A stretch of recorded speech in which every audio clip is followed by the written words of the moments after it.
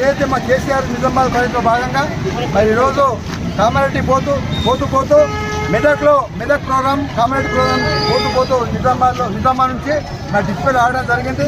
మరి వారికి మా డిస్ప్లే నాయకులము డిస్ప్లే మొత్తం టోటల్ మండలంతా మరి ఘనస్వాగతం పలకడం జరిగింది. మరి మాకు ఒక కళ ఉంది. మరి మాకు ఎప్పుడైతే 3 నెలల క్రితం మేము ఎమ్మెల్యే గారు కోల్పోయినామో మరి మళ్ళీ తిరిగి మదే ఎమ్మెల్యే గారిని మా గవర్నర్ గారిని మళ్ళీ ఎంపీగా చూడనే ఉద్దేశంతో అందరం కూడా కంకణబద్ధమై మరి ఏకతాటిగా పనిచేస్తూ వారిని గెలిపే లక్ష్యంగా మేము పనిచేస్తూ ఉన్నాం.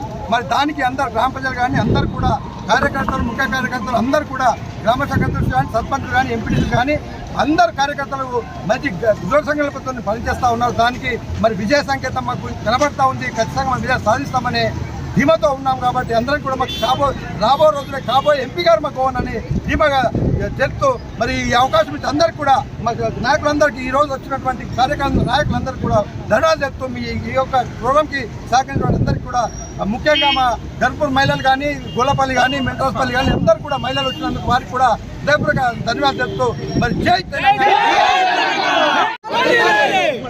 ఈరోజు కేసీఆర్ గారు ప్రజా ఆశీర్వాద యాత్రలో భాగంగా మరి ఏదైతే కామారెడ్డి ప్రోగ్రాంకు వారు బయలుదేరిండో నిన్న నిజామాబాద్లో ప్రోగ్రాం చేసుకోవడం జరిగింది. ఆ ప్రోగ్రాం తోటే గవర్నర్ గెలుపు విజయం తథ్యమైపోయిందని చెప్పేసి ఈ సందర్భంగా కేసీఆర్ గారు తెలిపిండ్రు.